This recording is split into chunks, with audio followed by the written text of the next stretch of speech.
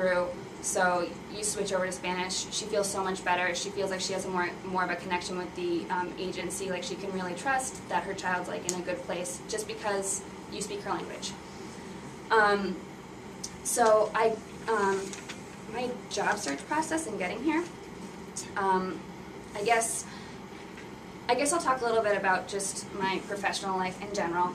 I graduated from Holy Cross in 2007. I had no idea what I wanted to do, so don't worry, you guys will figure it out if you're in the same position. I decided to take a stab at teaching. I taught in the Nativity McGill Network School up in Lawrence.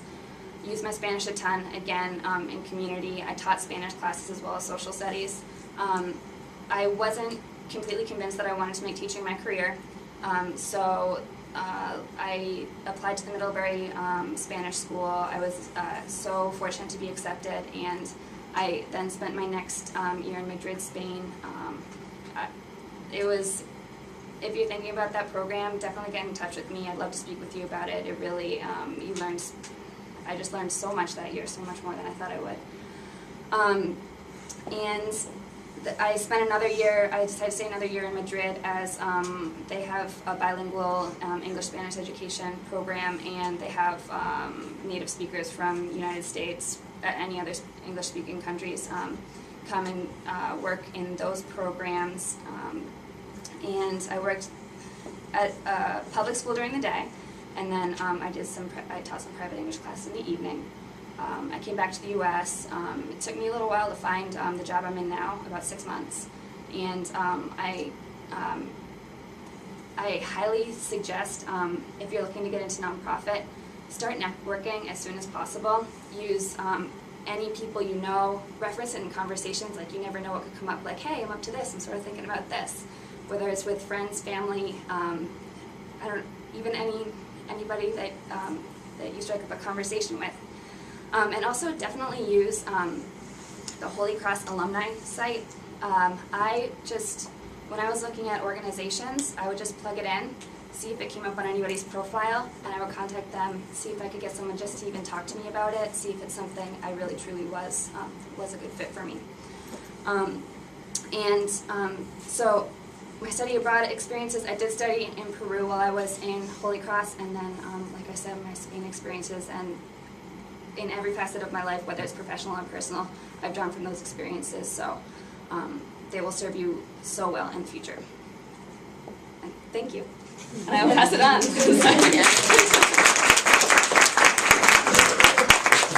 Alright, hi guys, I'm Michaela. I graduated in 2008 with these two other lovely ladies. I'm originally from Windsor, Connecticut, and I was a double major, history and Spanish. I currently live now in Southie in Boston, and I've been with NetSuite, the same company, since I graduated for 4 years, which is crazy that we've been out of school for 4 years. So just a brief overview of my company. I work for NetSuite. They are a software company now based in California, but I work on the open air product, and the open air product is time management and project accounting. I never thought I'd be doing this. So just that Maureen touched on, my senior year, I had no idea what I wanted to do. I did not want to leave college. Everyone kept saying, are you going to go back to Spain and be a history teacher? I was the person that had no idea what I was doing. But I used the Crusader Connections, and you guys have to use that. It was the best tool ever. It was actually to my advantage that I had no idea what I wanted to do, because I was able to apply everywhere. I knew I wanted to be in Boston, and I knew I wanted to be in business, but besides that, I had no idea. So definitely use the Crusader Connection, because you can have so many interviews on campus. I know that my company has been here. I don't know if anyone interviewed for them. But definitely utilize that, and then just, again, networks. I know we have a lot of events, or go to LinkedIn, anything you can do to talk it up. And the reason how I got my job was our former CFO was a Holy Cross grad, so he is actively recruiting. So the Holy Cross network is great, and really use that. So I thought getting a job was so easy because the Crusader Connection made it so straightforward, but I realized that we were so spoiled to have that. So let's see that. So in my interviewing process, I applied to so many different companies. I was doing consulting and different management programs. And in every job you apply to, regardless if it's very finance related, ask if there's Spanish opportunities. I did it in every job, even my company, and they're like, no, we're not going to have that. But I made it clear that I was interested in that.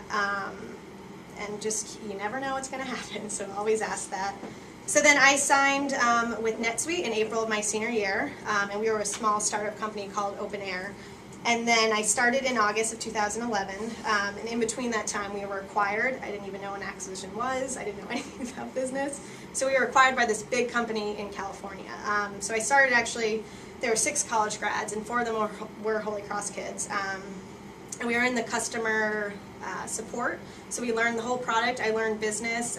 They just really started us off great. So learned how the whole business works and how the software product works. So I did that for a year and a half, and I would still always ask about Spanish, and it was just not going to happen. So I accepted, like, all right, there's no Spanish business opportunities, but I continued to travel, and anytime I had time off, I've been back to Spain, I've done Argentina and Peru, and I still would just obsess. Everyone was annoying in my office that I would talk about it. But because I was abroad for a whole year, I was a Spanish major, I didn't want to lose it. So definitely keep that up. So then, I'm trying to think, it was almost 2 years ago, my luck, patience, annoyance paid off. We had one of our biggest clients. They are actually, their headquarters are in New York, but they're opening an office in Buenos Aires. And they refused to have their final implementation until there was some Spanish translation. So they thought of me. I was the only one that knew Spanish. So 2 years ago, I started this translation project. No one had done it before, so I was totally on my own. So I single-handedly, I developed, translate, and I've managed our Spanish translation. So it's a very techie side. I never thought I'd be doing this, but I've been using my history skills for all my writing and researching, and then obviously the Spanish. And I was telling these guys before that, having had no guidance in this, I took the Spanish and business class senior year, which you guys should definitely do if you want to do business. So I was referencing that book all the time. That book, and I was using different. It's so worth it. It's still on my desk now. Different translation services, and then I was really just going with my gut that you learn here, and you have so much more confidence than you think with your Spanish. So that's how it happened, and then so I did that for about 6 months full time, and then they lost the budget, and I was crushed. So I moved back to working with our clients and just answering every question under the sun. And then I got back to aggressively hounding our VPs, and I forced a budget plan, and they just created a role for me, and I'm going to become the full-time Spanish translator now, but on the different product under our parent company. So I got that news in January, and I'm now transitioning into it. So I'm definitely more on the behind the scenes. I'm doing all the tech writing. I'm translating all the software database as revenue recognition transactions, and then I'm doing the user guides. So in the end, you never know, and believe me, I had no idea what I was going to do, so just keep it open. And I just think that if Spanish is such a great tool, especially from Holy Cross, if you don't have the opportunity, keep traveling, just try to keep it up, and something will work out. So that's my story.